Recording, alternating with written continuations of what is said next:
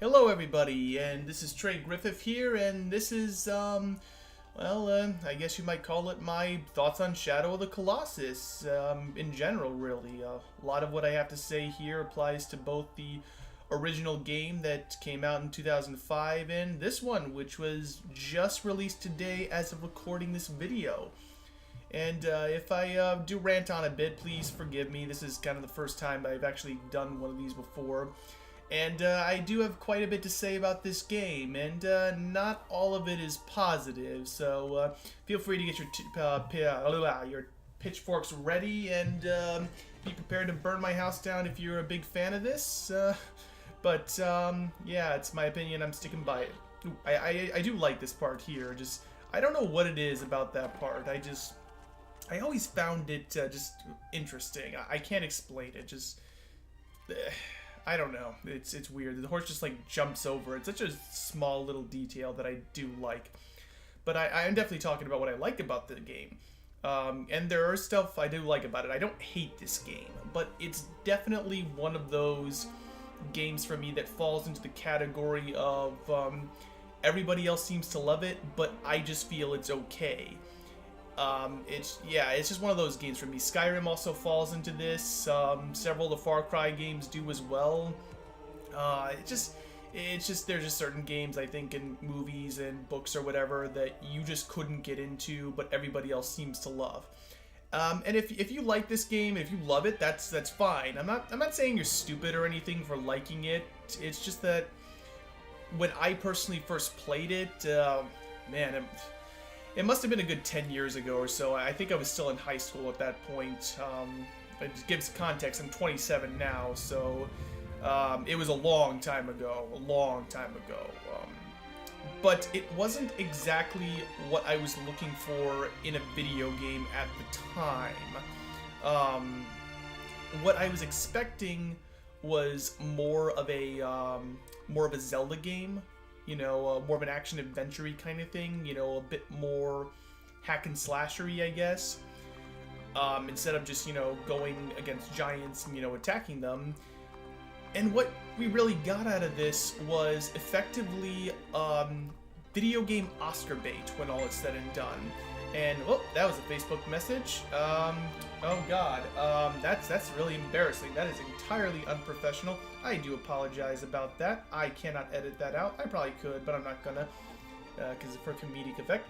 But what you basically got out of here was, I felt, video game Oscar bait. You know, the kind that was a bit more artsy than action-packed. Didn't really have a name for it at a time, but I didn't really, I understood what was going on here, but I didn't really appreciate it the same way I was. You know, when you're a teenager, you're not really looking for subtlety in your games. You know, this is at an age where you think Kratos is an unironic badass motherfucker who, excuse my French, who actually is the good guy and not just some vagrant who, you know, is basically destroying the world just because he has a grudge against somebody. And there's a bit of jumping going on in here. Had to cut down for time a bit because this was originally running way too long. But now that age has given me a bit of wisdom, what do I think of it now? And more importantly, how does this new version hold up? Well, I'll say this much. If you're a fan of the original, from like a couple hours or so that I played of this, it seems to indicate that if you're a fan of the original, you'll get your money's worth out of it. That's for damn sure. You know, as you can see on here, the graphics are updated. They look gorgeous. You know, when they claim they built it from the ground up to be a PS4 game, it really does seem like they really did build it from the ground up to be a PS4 game when all is said and done. And that is definitely something that is to be admired. Most games are just, you know, content with like expanding the resolution or whatever, but no, this one they definitely went all out, and they only charged $40 for it, which is something that I really do admire. And I really like the horse in this game, that is for sure. Like, he's definitely significantly smarter than the protagonist, but everything else is virtually the same, for better and for worse, and gameplay really hasn't changed, and the actual act of slaying monsters is just as challenging and really as satisfying as you remember it. But what I really wanted to talk about was the plot and the core gameplay and how my perception of it has changed, but it's also remained the same. You know, when I was younger, I always found that the game was a bit frustrating in the sense that, you know, there wasn't really anybody to talk to. It literally amounted to going from point A to point B and killing these monsters and not much else. Like I said, I was looking for a more action-adventure game with, you know, more NPCs to talk to, more side quests. I was basically looking for an open-world game, and that's definitely not what I got. That just skipped over a massive exposition dump. It's about the most you really get in terms of world building in this game, and I skipped over it because there's really not much to it. And yeah. And at the time, like I said, when I first played it, I didn't really, I guess, know how to respect what they were going for in this. And oh yeah, this video is gonna have a lot of spoils in it because, you know, some of the things that happen in it are like half the point of the game. So you can just look at this, and you know that you know what's going on here. Like, you know something bad's gonna go down as this game goes on. But what I realized only after playing this version of the game was that it uses a show and don't tell approach to its narrative, which is something that I didn't entirely understand at the time. You know, most games then and now are mostly kind of dialogue and character driven with their plots, and this game is really entirely visual and subtextual with its narrative, and at the time it kind of went over my head.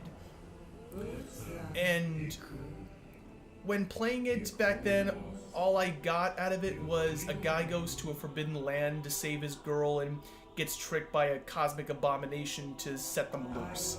But it's actually very clear from the get-go what is going on, and even at whatever age I played this, I saw it coming, which again goes into the show and don't tell approach. I don't know what the hell this language is supposed to be. I have never got this. I have never understood it.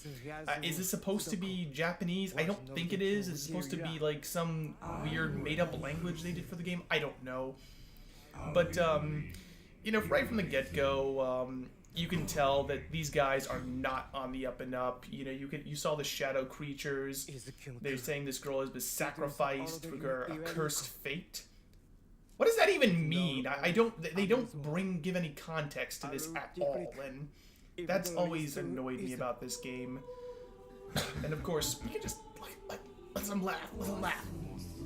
Listen to them laugh. They're clearly mocking him. But it's also, but you know, it's clear from the get-go that these things were not to be trusted. They were definitely did not have these guys' best interests at heart. I mean, they're teasing him with his own laws, and of course, because he has the magic sword, he might be able to do something about it. Exposition, we're telling you what the plot is. And we're just gonna watch this for a minute because I've kind of run out of things to talk about on this. That's not entirely true. I like to think, though, that we don't really get anything in terms of backstory for these characters. I like to think that this girl that he's rescuing is somebody who barely knows him. That that he literally just met this girl, had only met her a few times, and developed some kind of stalkerish crush on her. So that when she is sacrificed for her quote-unquote cursed fate, he just kind of lost his mind and went here to get her resurrected, you know, and out of a hopes of getting laid or something like that. That's what's going on in my head canon. That's how this went down. And of course, they want them to kill the Colossi. And this again goes to the game's sort of show and don't tell approach. We'll get to in a minute what I mean by that. But one of the problems with this narrative is that this guy claims she was sacrificed, but we don't know what that actually means for her cursed fate, and we never get any context as to what this means, so it's not really clear just how in the wrong this guy is. And we'll get into exactly why he's sort of in the wrong as we go on. Now, this right here is one aspect of the game that I absolutely cannot stand. The controls for this horse are absolutely dreadful. I do not know what it is, but the camera angles for the horse... Oh, hello, map. Okay, yeah, I don't remember the map in the last one. But yeah, the camera angles for this horse are complete garbage. And you see, I can't control it. Like, he keeps going in different directions, you know? It keeps jerking every which way. And keep in mind, this is coming from a guy who has chronic vertigo. So, you know, as I was looking at the screen, I literally felt like I was going to puke all over my shoes. Because that's how jerky the frickin' camera is in this, and that's how bad these frickin' horse controls. I mean, look what's going on. I can't control this damn horse. It's ridiculous. And it makes the idea of actually fighting later boss fights absolutely horrifying, because, you know, you actually have to ride this thing later on and shoot an arrow at a moving monster, and it's utterly just insane. And now, okay, here we go. Now here we have the Colossus coming in. And when you look at this thing, you don't really see an evil monster. You can tell that these things are not, they're not evil. They're just kind of minding their own business. And then of course this asshole comes along and starts stabbing them in their sensitive spots. And everything about this, it's just, I mean, look, he's just stabbing this thing. This thing does not scream evil. Okay. And of course he's gonna jump up here. Oh, maybe not. Oh, ow, ow, ow. Oh, got it. He got back up. He got back. Oh. And this actually is a pretty cool part of the game. We'll get more into that in just a minute. But, you know, you look at these things, you don't really see an evil thing. You don't see an evil monster. You just see sort of just kind of a wandering monster, a wandering creature, you know, that it looks monstrous, but there's also something vaguely peaceful about it. It's like a brontosaurus or, you know, an elephant or whatever. They sort of seem to have kind of a live and let live policy. I'm pretty sure you can actually run right in front of these guys and they won't bother you at all. But as the game goes on, you know, and as you fight more and more of these things, this becomes abundantly clear that these things are just kind of peaceful creatures, and they don't really, and you're kind of just slaughtering them for your own purposes. And you see how you keep going on with this, and it just becomes more and more obvious that this is entirely in the wrong. Now, this is one part I definitely do hate. You have to be crawling in order to stab him. That's, you know, look at this thing's face. Like that is not, you know, that's not the face of an evil monster, an evil video game monster. You know, that's a good NPC in a Zelda game. But, you know, and it just becomes, like I said, it becomes more and more clear as it goes on that you are not in the right, that there is something seriously wrong with this guy who's literally running around killing these monsters like he's some big game hunter or something like that. He's doing it all entirely for selfish reasons. Boom. And this isn't really entirely clear from the get-go, that's for sure. But if you really need any more, you know, kind of proof, just listen to the music. It's all sad, it's all depressing. And boom. And tumbles down. And of course you have these like weird black spirit things that are coming out. And blah! And it just starts attacking, like possessing him like it's some kind of I don't know what you compare that to. Some kind of black fluid out of, I don't know, Prometheus or something. And you get astral projected back into, or astral teleported, I don't know, whatever, back to the temple. This is taking a minute.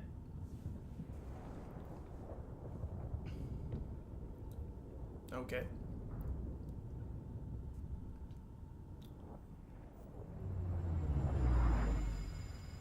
Alright, so we kind of just jump right back to it, to the next fight on here. I forgot about that.